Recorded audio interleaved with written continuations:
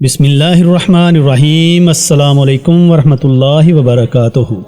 حضرت ابو بکر صدیق رضی اللہ تعالی عنہ سے مروی ہے کہ ایک دن رسول اللہ صلی اللہ علیہ وسلم نے صبح و فجر کی نماز پڑھائی اور نماز پڑھا کر چاشت کے وقت تک اپنے مصلی پر ہی بیٹھے رہے۔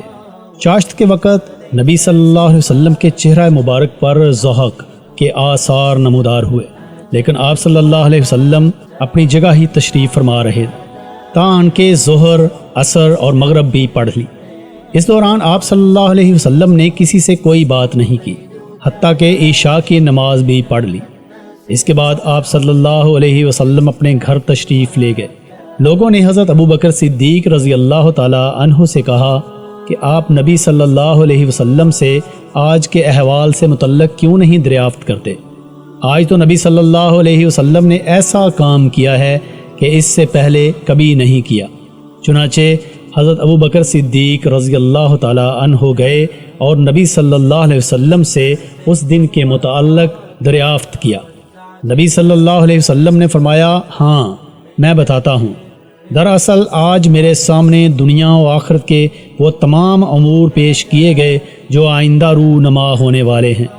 چنانچہ مجھے دکھایا گیا کہ تمام اولین و آخرین ایک ٹیلے پر جمع ہیں۔ لوگ پسینے سے تنگ آ کر بہت گھبرائے ہوئے ہیں۔ اسی حال میں وہ حضرت آدم علیہ السلام کے پاس جاتے ہیں اور پسینہ گویا ان کے منہ میں لگام کی طرح ہے۔ وہ لوگ حضرت آدم علیہ السلام سے کہتے ہیں کہ اے آدم، آپ ابو البشر ہیں، اللہ تعالیٰ نے آپ کو اپنا برگزیدہ بنایا ہے، اپنے رب سے ہماری سفارش کر دیجئے۔ حضرت آدم علیہ السلام نے انہیں جواب دیا کہ میرا بھی وہی حال ہے جو تمہارا ہے۔ اپنے باپ آدم کے بعد دوسرے باپ ابو البشر ثانی حضرت نوح علیہ السلام کے پاس چلے جاؤ، کیونکہ اللہ نے انہیں بھی اپنا برگزیدہ بندہ قرار دیا ہے۔ چنانچہ وہ سب لوگ حضرت نوح علیہ السلام کے پاس جاتے ہیں اور ان سے کہتے ہیں کہ آپ اپنے پروردگار سے ہماری سفارش کر دیجئے۔ اللہ نے آپ کو بھی اپنا برگزیدہ بندہ قرار دیا ہے، آپ کی دعاؤں کو قبول کیا ہے اور زمین پر کسی کافر کا گھر باقی نہیں چھوڑا۔ وہ جواب دیتے ہیں کہ تمہارا گوہر مقصود میرے پاس نہیں ہے، تم حضرت ابراہیم علیہ السلام کے پاس چلے جاؤ، کیونکہ اللہ نے انہیں اپنا خلیل قرار دیا ہے۔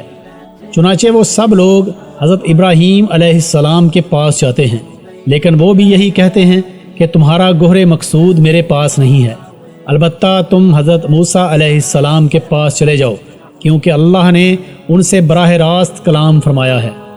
حضرت موسیٰ علیہ السلام بھی معذرت کر رہے ہیں اور فرماتے ہیں کہ حضرت عیسیٰ علیہ السلام کے پاس چلے جاؤ، وہ پیدائشی اندھے اور برس کے مریض کو ٹھیک کر دیتے تھے اور اللہ کے حکم سے مردوں کو زندہ کر دیتے تھے۔ لیکن حضرت عیسیٰ علیہ السلام بھی معذرت کر رہے ہیں اور فرما رہے ہیں کہ تم اس ہستی کے پاس جاؤ جو تمام اولاد آدم کی سردار ہے، وہی وہ پہلے شخص ہیں جن کی قبر قیامت کے دن سب سے پہلے کھولی گئی۔ تو محمد صلی اللہ علیہ وآلہ وسلم کے پاس جاؤ، وہ تمہاری سفارش کریں گے۔ چنانچہ نبی صلی اللہ علیہ وسلم بارگاہ الہی میں جاتے ہیں، ادھر سے حضرت جبرائیل علیہ السلام بارگاہ الہی میں حاضر ہوتے ہیں۔ اللہ کی طرف سے حکم ہوتا ہے کہ میرے پیغمبر کو آنے کی اجازت دو اور انہیں جنت کی خوشخبری بھی دو۔ چنانچہ حضرت جبرائیل علیہ السلام یہ پیغام نبی صلی اللہ علیہ وآلہ وسلم کو پہنچاتے ہیں، جسے سن کر نبی صلی اللہ علیہ وسلم سجدہ میں گر پڑتے ہیں اور متواتر ایک ہفتہ تک سر بسجود رہتے ہیں۔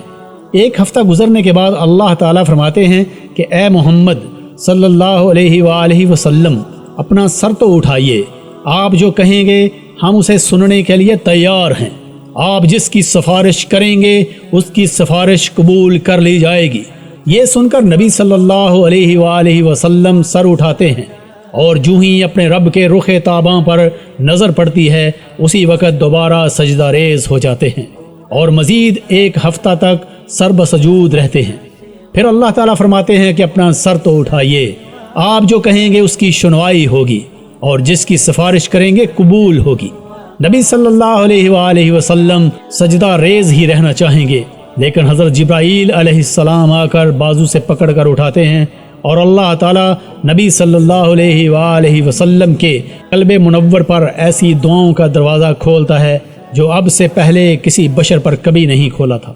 چنانچہ اس کے بعد نبی صلی اللہ علیہ وسلم فرماتے ہیں، پروردگار تو نے مجھے اولاد آدم کا سردار بنا کر پیدا کیا اور میں اس پر کوئی فخر نہیں کرتا۔ قیامت کے دن سب سے پہلے زمین میرے لیے کھولی گئی، میں اس پر بھی فخر نہیں کرتا، یہاں تک کہ حوض کوثر پر میرے پاس آنے والے اتنے زیادہ ہیں جو صنعاء اور ایلا کے درمیانی فاصلے سے بھی زیادہ جگہ کو پر کیے ہوئے ہیں۔ اس کے بعد کہا جائے گا کہ صدیقین کو بلاؤ، وہ آ کر سفارش کریں گے۔ پھر کہا جائے گا کہ دیگر انبیاء کرام علیہ السلام کو بلاؤ۔ چنانچہ بعض انبیاء علیہ السلام تو ایسے آئیں گے جن کے ساتھ اہل ایمان کی ایک بڑی جماعت ہوگی، بعض کے ساتھ 5-6 آدمی ہوں گے، بعض کے ساتھ کوئی بھی نہ ہوگا۔ پھر شہداء کو بلانے کا حکم ہوگا، چنانچہ وہ اپنی مرضی سے جس کی چاہیں گے سفارش کریں گے۔ جب شہداء بھی سفارش کر چکیں گے تو اللہ تعالیٰ فرمائیں گے کہ میں ارحم الراحمین ہوں، جنت میں وہ تمام لوگ داخل ہو جائیں جو میرے ساتھ کسی کو شریک نہیں ٹھہراتے تھے۔ چنانچہ ایسے تمام لوگ جنت میں داخل ہو جائیں گے۔ اس کے بعد اللہ تعالیٰ فرمائیں گے کہ دیکھو جہنم میں کوئی ایسا آدمی تو نہیں ہے جس نے کبھی کوئی نیکی کا کام کیا ہو۔ تلاش کرنے پر انہیں ایک آدمی ملے گا، اسی کو بارگاہ الہی میں پیش کر دیا جائے گا۔ اللہ تعالیٰ اس سے پوچھیں گے کہ کیا کبھی تو نے کوئی نیکی کا کام بھی کیا ہے؟ وہ جواب میں کہے گا نہیں، البتہ اتنی بات ضرور ہے کہ میں بیع و شراء اور تجارت کے درمیان غریبوں سے نرمی کر لیا کرتا تھا۔ اللہ تعالیٰ فرمائیں گے کہ جس طرح یہ میرے بندوں سے نرمی کرتا تھا تم بھی اس سے نرمی کرو، چنانچہ اسے بخش دیا جائے گا۔ اس کے بعد فرشتے جہنم سے ایک اور آدمی کو نکال کر لائیں گے۔ اللہ تعالیٰ اس سے بھی یہی پوچھیں گے کہ تم نے کبھی کوئی نیکی کا کام بھی کیا ہے؟ وہ کہے گا نہیں، البتہ اتنی بات ضرور ہے کہ میں نے اپنی اولاد کو یہ وصیت کی تھی کہ جب میں مر جاؤں تو مجھے آگ میں جلا کر میری راکھ کا سرما بنانا اور سمندر کے پاس جا کر اس راکھ کو ہوا میں بکھیر دینا۔ اس طرح رب العالمین بھی مجھ پر قادر نہ ہو سکے گا۔ اللہ تعالیٰ پوچھیں گے کہ تو نے یہ کام کیوں کیا؟ وہ جواب دے گا تیرے خوف کی وجہ سے۔ اللہ تعالیٰ اس سے فرمائیں گے کہ سب سے بڑے بادشاہ کا ملک دیکھو، تمہیں وہ اور اس جیسے 10 ملکوں کی حکومت ہم نے عطا کر دی۔ وہ کہے گا کہ پروردگار تو بادشاہوں کا بادشاہ ہو کر مجھ سے کیوں مذاق کرتا ہے؟ اس پر مجھے چاشت کے وقت ہنسی آئی تھی اور میں ہنس پڑا تھا۔ حسبنا اللہ ونعم الوکیل، حسبنا اللہ ونعم الوکیل، حسبنا اللہ ونعم الوکیل۔